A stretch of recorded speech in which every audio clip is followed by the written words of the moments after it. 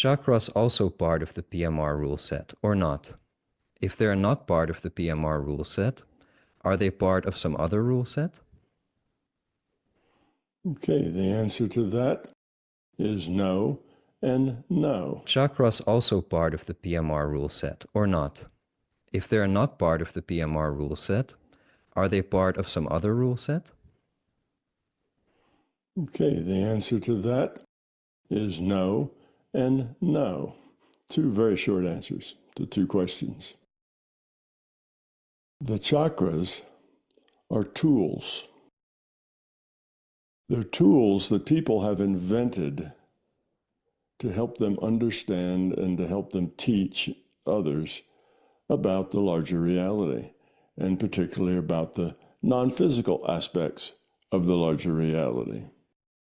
As an example, when we heal, healers are called light workers because what they do is they take their white light or yellow or whatever color they choose, and they use that to wash away, burn away, whatever metaphor you like to use, the negative, the black stuff, the stuff that's the disease, okay, that they're trying to heal. So there is no light streaming from their head to the diseased material. The diseased material is not black. All of these are metaphors. We use the metaphor of white or light like pastels, as being positive and energetic. And we say that everything that's not healthy is dark. And the more unhealthy it is, the darker it is. None of these things actually exist. They're just metaphors that we use to help us focus our intention in proper places. And I call these tools. Tools are things we make up to help us understand things so that we can comprehend them in simpler terms, maybe even physical terms. And it's easier for us to grasp them and think about them if we say, oh, I'm generating this white light, or the angel Gabriel is at my direction is generating this white light, and it's going to burn away all the unhealthy stuff. Well, that's just a tool to help you focus your intent in the healing. The only active ingredient is intent, but we use tools to help us focus that intent. Now, the chakras are just like that. If you're trying to teach someone about spirituality and you realize there are multiple parts, multiple paragraphs, let's say. If spirituality is a book, then there's going to be multiple chapters in that book. There's going to be subsets of things that you can talk about. Well, the ancient Hindus found 7 subsets that were important to the individual.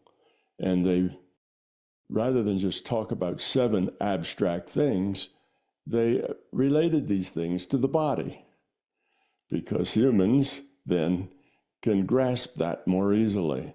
So you have 7 chakras starting from the root up to the crown. And each one of these chakras then covers some part of the thing that your consciousness should be working on or thinking about, the different aspects of you and your behavior and your choices. There's the root, the basic things, your instincts, the stuff that's down there, maybe in the subconscious or maybe just above the subconscious, but we have those kinds of things. And then we have emotional things, and we have more spiritual things, and we have different, they're all different. So they're all different chapters in the same book. And by making them relate to the body, you're providing something concrete for the student to work with. Otherwise, everything would be abstract. Abstract concepts, abstract models, abstract everything, and only a very, very few students would ever be able to grasp the material. But if you tell them, oh, there's this chakra at the root, and there's this chakra behind the belly button, and there's this chakra at the solar plexus, and this chakra at the heart and at the throat, and between the eyes and the forehead and up above, and you give them all these things, then they feel that's me. I have all these things. All these things are a part of me. That's obvious. It's concrete now. It's not abstract. Otherwise, if they're all abstractions, well, how does that apply to me? What's any of this have to do with me? So we body center it to give people something concrete to deal with. And then we give them lessons about each chakra and things they're trying to do and what their goal is. And here's where you start, and here's where you'd like to end up. You'd like to open those chakras. You'd like to make the colors go from dull to bright. You'd like to, and you give people these ideas of what to do with those chakras. Oh, you run the energy up through this one and then to that one and around and out the top of the head, and that's called Kundalini. And you can use them for all sorts of things. But all they are tools that humans have invented to make it easier to explain and easier to teach things that are completely and wholly abstract. Everything consciousness is an abstraction. Okay, consciousness is the subjective world. Everything in the subjective world is just a matter of thought. You have abstract thoughts, which are much harder for most people to grapple with, than you have concrete thoughts. Like, oh, that's a microphone in front of Eric. That's very concrete because we see it. It's part of our, we physically can identify with it. We know what it is. We've seen mics like that before.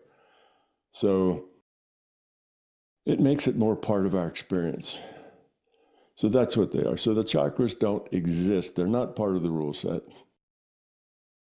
They are not fundamentally real. Consciousness is the only thing that is fundamentally real. Everything else is virtual or just thought. So we live in a world of physical stuff.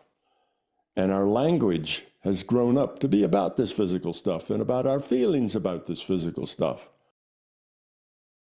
So our language requires us to speak in terms of physical pieces, piece parts. And we take complex problems and bake them into piece parts. Then we take those piece parts and we identify them with things physical. Whether that's beads on a rosary chain, or whether it's whatever, whether it's the designs in a mandala or other things, we take the abstract and try to make it more physical, try to make it more concrete so that people can understand it. They can get hold of it. They got something to work on. My root chakra needs development because I have all these urges and I'm out of control. My urges take over. So I need to get that under control. Now that allows that person to have focus, and they know what that root chakra controls. And it's on many levels. That root chakra is not just one thing. It's subparts. Okay, that's one of 7. But in that 7, they can break that into another 7 or 10 or different subcategories that fit inside that one. And it makes all those things easier to talk about. That's why you end up with these reality schemes where there's 57 levels and, or 200 levels or something. That's people trying to create models that let us break everything down into small piece parts so we can work on one little simple piece part at a time and not be overwhelmed with a big abstract thing that has lots of levels of meaning and significance. So that's what the chakras are, created by humans, for humans, so that they can use language to speak to each other. And that language is very much physical world centered. So you have to turn the chakras into things that you can talk about. And then each chakra will have subsets that you can talk about. And each one of those subsets will have its own name and its own thing and its own picture and its own little thing for you to more easily grasp it. And then you can use your mind to spread the chakra out or lighten its color or make it vibrate or whatever your teacher, whatever metaphors they'd like to use. And that's a lot easier than using your mind. Somebody just says, Use your mind to heal. Well, people don't know what to do. That's too abstract. Use your mind to turn that black stuff white. Well, how do I do that? Oh, take a beam of white light and do it with that. Oh, okay. Now I know how to do it. You see, before, oh, use your mind to heal. What do? We need more concrete directions before we can learn. So that's what the chakras are. Now, one of the reasons I say that, my model is all experiential. So I say that because look at the Zen Buddhists. They don't have chakras. Does that mean their ideas are inferior because they haven't discovered chakras yet? No, it's their models. They have different models. They have different ways of breaking things apart. So it's not that because the Zen Buddhists don't talk about chakras that, they're inferior because they don't have chakras and we're superior because we know about them and they haven't figured it out yet. No, they just use different metaphors to get to the same thing. And you go to the indigenous people, the native Australians, the Native Americans, the Native Europeans for that matter, if you can find any. Europe's so old and populated so long, you really don't have many indigenous people to talk about, but they didn't have chakras. Chakras are basically a Hindu product. And because they're a really good teaching tool, they are very cleverly put together. They're smart. They're useful for a lot of people, so they've spread. Now, almost everybody on the planet has heard about chakras. Anybody interested in spirituality has heard about chakras. And it's because they're a handy way to make metaphors to help people learn and grow and understand. So that's what chakras are. And the Hindu metaphors of chakras have been spread around because they work well. They're a nice condensed set that works well. So good for the Hindus. But it doesn't mean all those other people just haven't figured it out yet because they don't see chakras. You can see chakras because, people say, well, I can see the chakras. There they are. And I can examine them and I can tell things about people. Yes, you can. Well, that's because the larger consciousness system will give you information in whatever language you speak. And if you speak chakra, it will give you information in chakra. In other words, it'll show you a person and they'll have bright lights here and open there and close some other place and you'll understand about them. But you could get that same information if you said, I'd like to see their emotional body. And then you could take the pictures that told you what they meant, interpreted them. You called them auras. Everybody had an aura. And you could look at the auras, they're emotional or they're spiritual or they're root chakra aura if you want. You could look at all these different things and see what the person was like. Or you could just ask the question and get it in terms of English or French or whatever language you wanted, or other kinds of pictures or other sorts of metaphors. The system will talk to you in whatever language you speak. So if in your mindset you have a vocabulary that's chakra-based, then it'll speak to you in terms of chakra language. So yes, you can see auras. And you can see chakras. But they both give you much of the same information. It's just two different metaphor sets. So I understand this explanation. However, one of the reasons why I'm asking this question is because even though I personally never took the ideas of chakras very seriously, in fact, I've always been more on the skeptical and dismissive side about such things. At one point, I started having direct experiences of certain bodily phenomena as a result of meditation and other spiritual practices. Mm-hmm. And these bodily phenomena seemed, based on later research, to be connected to certain chakra functions. For example, I've had the experience of feeling my heart chakra pounding extremely intensely and rapidly, even though when I checked, my normal physical heart was actually just beating very normally and calmly.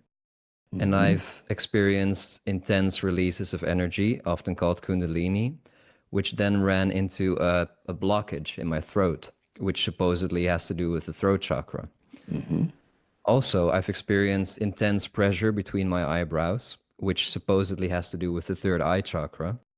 So my point is, even though I personally never really accepted the chakras as my personal tool set or set of metaphors, in fact, I hardly knew anything about them, I somehow got all of these experiences anyway, which to me suggests that there might be something a bit more fundamental about the chakras than just being a metaphor that somebody made up in their mind. So how would you reconcile that with the explanation you just gave? Well, in two ways. One, the larger consciousness system is speaking chakra to you.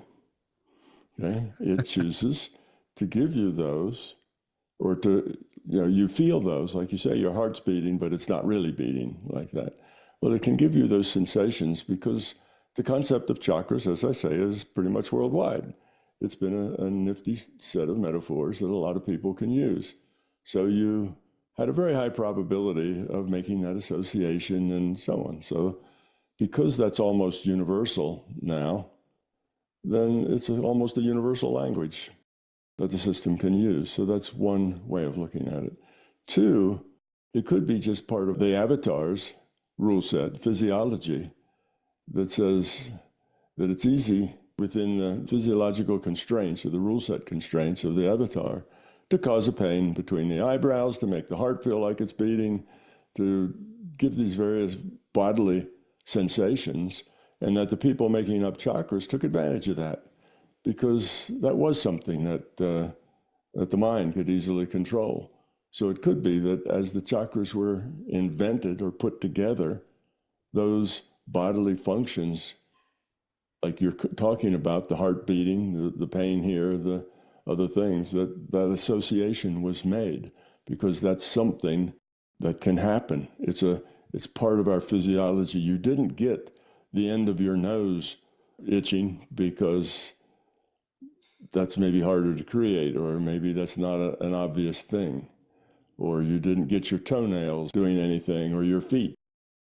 It may just be that those bodily things happen a lot to people who are meditating. When you let go of the physical, your body kind of runs automatically, and it gets a little silly because it no longer has input. It's used to having input. You're moving, you're doing things. So you tell the feet, take the next step, take the next step, take the next step. And when you go into a meditation, you're not asking the body to do anything. You're forgetting the body altogether. So the body's sitting there and it doesn't know what to do because it doesn't have any input. Nobody's telling it to do anything, which I think is a cause of those vibrations. You get vibrations. Well, vibrations are pretty universal too. I think the vibrations are often caused by all of your central nervous system doesn't have any input, so it starts searching for signal. Maybe the signal's just small and I'm missing it, so it kind of turns up the gain. And as it turns up the gain to find the signal, you get noise. And that noise often comes in a set of vibrations. So I believe that's what I mean when I say that it's your body, just the rule set in your body. Some things are easier to produce than others, and it could be the thing between the eyebrows or heart, or the vibrations are just common things that the physiology supports, and it could be that the chakras were attached to those physical feelings like vibrations. You could attach some specific meaning to the vibrations. But anyway, so those are just a couple of ways. Either the system's just speaking chakra to you because chakra is now almost a universal language, or these things kind of happen or tend to be easy to happen, or to make those associations. We have a big association with the heart, right? I mean, the heart isn't just a muscle that pumps blood. Right. You don't have your heart in it. That doesn't mean your muscle isn't in it. We have a lot of other meanings about the word heart. So because the heart means a lot of things to us, then we can make metaphors with it. So we're making all kinds of metaphors with the heart. And if we feel this heart beating and you have a blood pressure cuff on and it's not really showing your pulses up any, well, maybe there's some metaphorical message attached to that because it's the heart. That's the center. That's the feeling. I mean, it's not really a feeling center, but we have metaphors about it being a feeling center. So that could be a metaphor that the system uses. Oh, my heart's thumping. That has something to do with my feeling space. Oh, between my eyes is something. That has something to do with my intellectual space. Oh, it could be using those kinds of metaphors that we already have established in our heads. So there's three different associations, three different ways that those associations could occur. Now you feel them, and then you read something about chakras and it fits. Well, that's good. Now work with that. That's a good thing. Right. But you may not just limit it to that. You also may just think about, well, heart, it's not necessarily just chakra, but it's a feeling space. In my culture, the heart is all about feeling. It's about love. It's about caring. It's about that sort of thing. So is that a problem? Is that a sticking thing for me? Am I having trouble with those sorts of things? The feeling part of me, is my intellect dominating?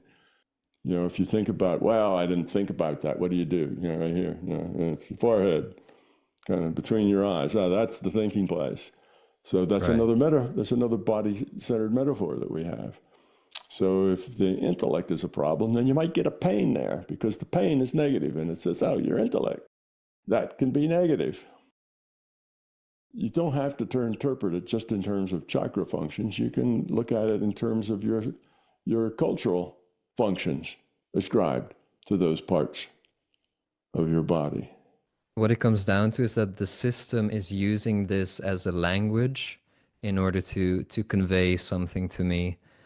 But it doesn't necessarily reflect a more fundamental sort of rule set or mechanism about how these things work, is what you're saying. Yes, it's not fundamental. There is no fundamental energy centers there.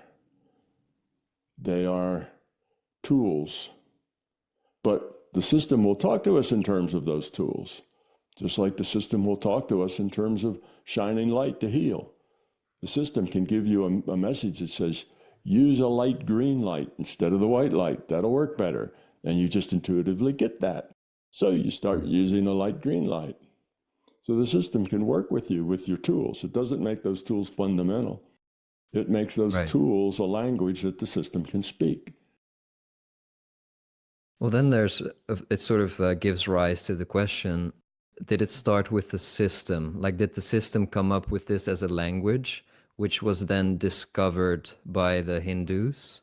Or did the Hindus start with this as a metaphor, and did the system then later decide to take that as, I can use that as a language, since that is how they see things, since that is how they view things?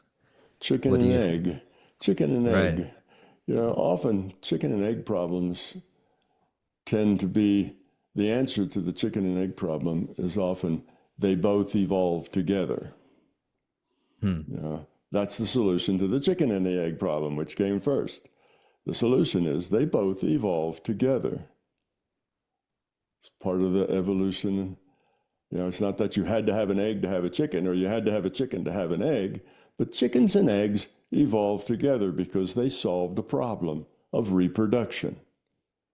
We know critters can reproduce in a variety of ways, and all of those ways evolved because they work, and some are more practical or, for one critter than for another. So chickens lay eggs, but the chicken didn't, where was the first chicken to lay the first egg, and where was the first egg that created the first chicken? No, that's saying that everything has to be just created as it is. But all that stuff evolved. Before there were chickens and eggs, there was just other things that maybe didn't reproduce but needed to. It was just the evolutionary thing going on, and eventually you ended up evolving a creature called a chicken, and the chicken laid eggs. But it's not that evolution produced a chicken and then the chicken produced the egg. Evolution produced a creature that laid eggs. Right. So it's not that you have to have one before the other. That's a false idea. They evolve together. And that's the solution to most of those kinds of problems. Which came first? They probably evolved together.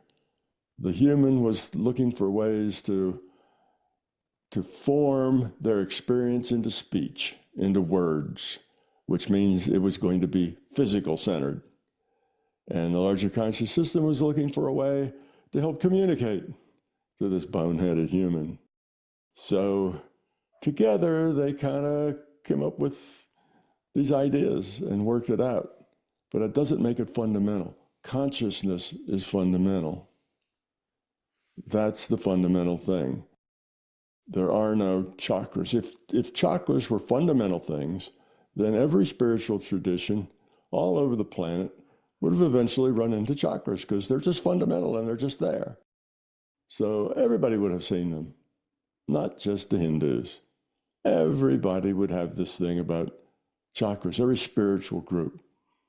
Spiritual group who have really, I'm talking about groups who have genuinely dived deeply into spirituality. And we have them in almost all the major religions are based on spiritual individuals who really did dive deep into spirituality. That's the case. You have all the saints who were sainted because they dived deeply into spirituality. That's kind of the idea of it. Maybe some because they made a big contribution, I don't know. But for the most part, it's based on people who dive deeply into spirituality. And if the chakras were fundamental, then everybody who dived deep into spirituality would say, oh, look, I ran into these chakras, and there they are. But they're not fundamental. They're concepts, they're ideas, ways of communicating, and they evolved with the larger consciousness system and the avatars, or the IUOCs, if you like, or the free will awareness units, interacting together. They evolved this concept that allows the abstract to be placed in terms of very concrete concepts, the body. Right. I agree that the chakras are definitely a Hindu thing. The energy, however, that I also experience, which is often called Kundalini energy, which I think that's, according to the Hindus, that's Kundalini energy. You do see a parallel of that in other cultures. For example, you have chi energy in other cultures, and then I think even in Christianity, I've heard that maybe that's what's referred to as like the Holy Spirit. Now, I'm not too sure about any of this, but that seems to be a bit more of a universal thing that everybody discovers. So would you consider that to fall under a different category? Is that more, maybe less metaphor and more representative of something that's actually fundamental? Yeah, that's a representative consciousness. Consciousness can, a consciousness has power. A consciousness can do things. A consciousness can modify future probability. And all sorts of people who dive deeply into spirituality will find that. We'll find that there's power involved here.